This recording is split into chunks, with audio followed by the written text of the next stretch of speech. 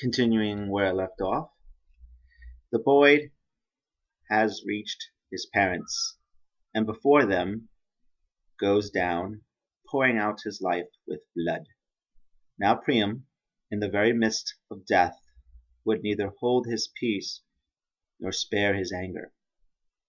"For what you've done, for what you've dared," he said, "if there is care in heaven for atrocity, may the gods render fitting thanks, reward you as you deserve. You force me to look on at the destruction of my son, defiled a father's eyes with death. That great Achilles you claim to be the son of, and you lie, was not like you to Priam, his enemy. To me, who threw myself upon his mercy, he showed compunction, gave me back for burial the bloodless corpse of Hector, and returned me to my own realm." The old man threw his spear with feeble impact. Blocked by the ringing bronze, it hung there, harmless from the jutting boss. Then Pyrrhus answered, "You'll report the news to Politus, my father. Don't forget my sad behavior, the degeneracy of Neoptolemus. Now die." With this to the altar stepped itself. He dragged him trembling, slipping in the pooled blood of his son, and took him by the hair with his left hand. The sword flashed in his right. Up to the hilt he thrust it in his body. That was the end of Priam's age, the doom that took him off, with Troy in flames before his eyes, his towers headlong fallen. He that in other days had ruled in pride so many lands and peoples, the power of Asia. On the distant shore, the vast trunk headless lies without a name. For the first time that night, inhuman shuddering took me, head to foot. I stood unmanned, and my dear father's image came to mine, as our king, just his age, mortally wounded, gasped his life away before my eyes. Creusa came to mine, too, left alone, the house plundered, danger to little Iolus. I looked around to take stock of my men, but all had left me, utterly played out, giving their beaten bodies to the fire or plunging from the roof. It came to this, that I stood there alone, and then I saw, lurking beyond the door-sill of the Vesta, in hiding, silent, in that place reserved, the daughter of Tyndarus. Glare of fires lighted my steps this way and that, my eyes glancing over the whole scene, everywhere. That woman, terrified of the Trojans' hate for the city overthrown, terrified too of Danadan's vengeance, her abandoned husband's anger after years. Helen, that fury both to her own homeland and Troy, had gone to earth, a hated thing, before the altars. Now fires blazed up in my own spirit, a passion to avenge my fallen town and punish Helen's whorishness. Shall this one look untouched on Sparta and Mycenae after her triumph, going like a queen, and see her home and husband, kin and children, with Trojan girls for escort, Phrygian slaves? Must Priam perish by the sword for this, Troy burned for this, Dardanians littoral be soaked in blood so many times for this?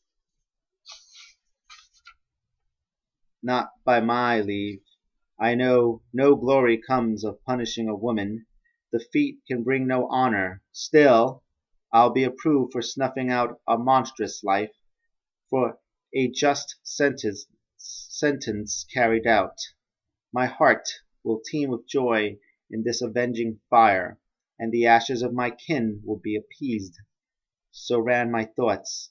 I turned wildly upon her, but at that moment clear before my eyes, never before so clear, in a pure light, stepping before me, radiant through the night, my loving mother came, immortal, tall, and lovely as the lords of heaven know her.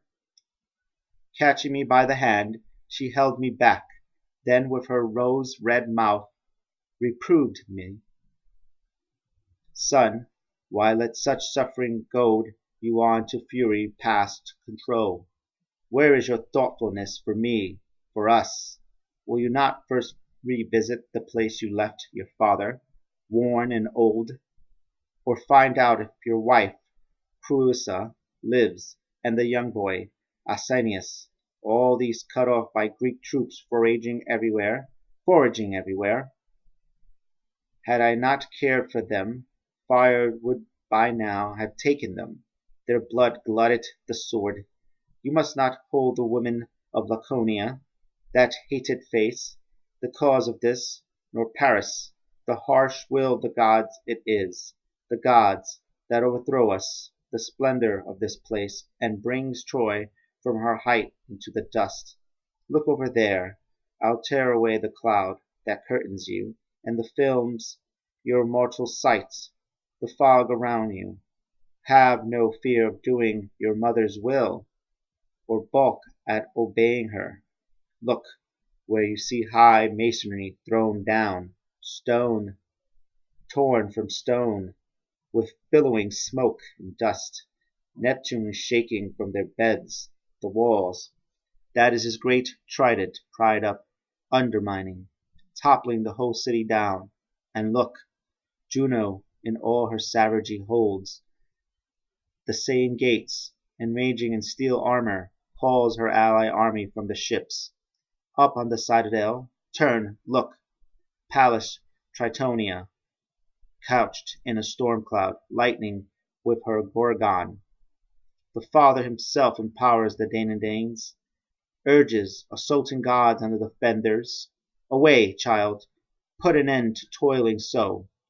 I shall bear near to see you safely home.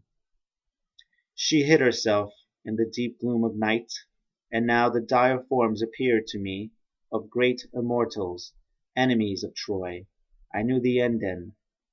Illumium was going down, in fire the Troy of Neptune going down, as in high mountains when the countrymen have notched an ancient ash, then make their axes ring with might and main, chopping away to fell the tree, ever on the point of falling, shaking through all its foliage, and the tree top nodding. Bit by bit the strokes prevail until it gives a final groan at last, and crashes down in ruin from the height. Now I descended where the goddess guided, clear of the flames and clear of enemies, for both retired. So gained my father's door, my ancient home. I looked for him at once, my first wish being to help him to the mountains. But with Troy gone, he set his face against it, not to prolong his life or suffer exile. The rest of you, all in your prime, he said, make your escape. You are still hale and strong. If heaven's lords had wished me a longer span, they would have saved this home for me. I call it more than enough that once before I saw my city taken and wrecked, and went on living.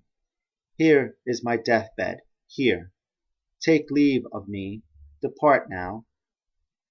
I'll find death with my sword arm.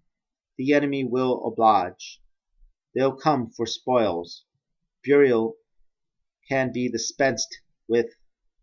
All these years I've lingered in my impotence at odds with heaven, since the Father of gods and men breathed high winds of thunderbolt upon me and touched me with his fire. So I'm going to leave it off there. If you liked what you heard, please like, comment, and I'll see you in the next one. Bye.